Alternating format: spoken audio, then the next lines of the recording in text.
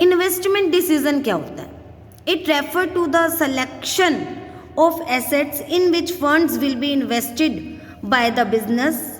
Assets are obtained by the business are of two types. देखो, हमें जो business में पैसा इन्वेस्ट करना है, किस लिए करना है? एसेट्स परचेज करने के लिए.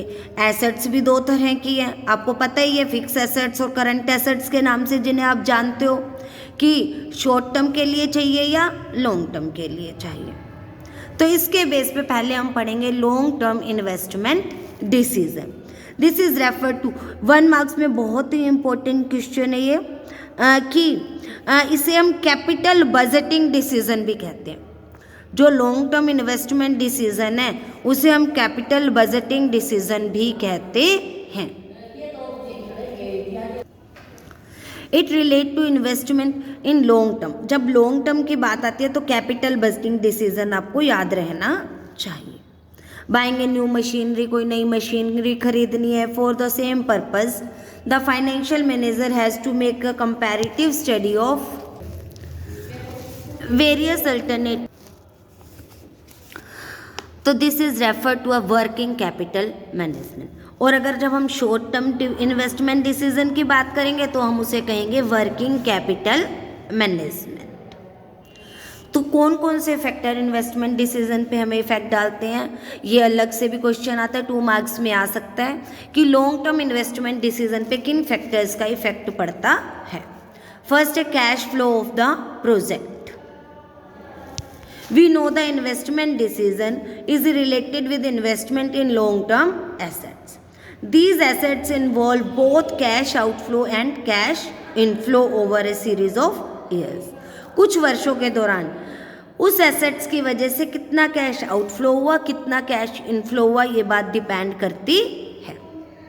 The amount needed for investment is known as cash outflow. On the other hand, जो उससे हमें फ़ायदा इनकम होने वाली है उसे हम कहते हैं cash inflow. Rate of return क्या होता है?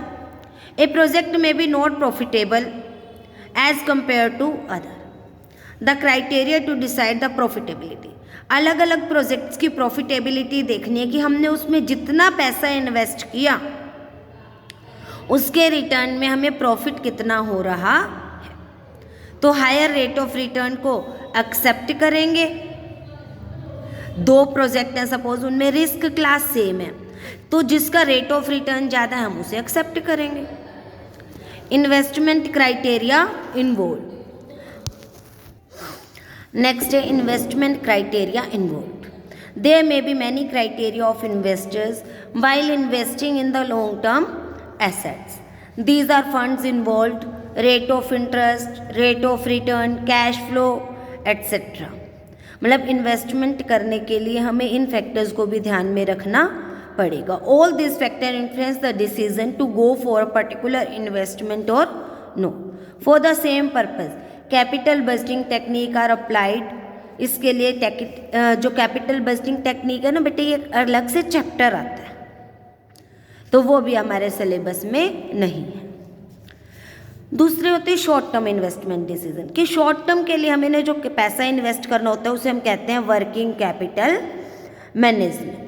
Keeping of adequate amount of working capital at all the time in the business is called management of working capital. Adequate मतलब क्या है? ना अधिक ना कम, प्रॉपर, जरूरत के अनुसार, according to our need. Adequate amount means amount of working capital should neither be more or nor less than required. Both these situations are harmful. If the amount of working capital more than required, it will no doubt increase liquidity तो बढ़ेगी but decrease in profitability. तो ये fill-ups की form में भी आ सकता है. For instance, a large amount of cash is kept as the working capital. Then this excessive cash will remain idle. अगर ज़्यादा है ज़रूरत से तो बाकी का कैश वो बेकार पड़ा रहेगा और हमें उस पर इंटरेस्ट तो देना ही पड़ेगा. If the amount of cash and other current assets अगर कम है तो क्या प्रॉब्लम्स आएंगी, ये भी फिलअप की फॉर्म में भी आ सकता है. डेली एक्सपेंसेस को हम पे करने में प्रॉब्लम में आ जाएंगे, क्रेडिटर्स की टाइम पे पेमेंट नहीं कर पाएंगे। Thus the objective of management of working capital is to determine optimum amount of both the current assets and current liabilities so that profitability of business remain intact, there is no fall in liquidity. In short, liquidity and profitability are the main factor which affect the short-term investment decision. तो mainly कौन से दो factor हैं? Profitability और liquidity, जो short term यानी कि working capital management पे इफेक्ट डालती हैं।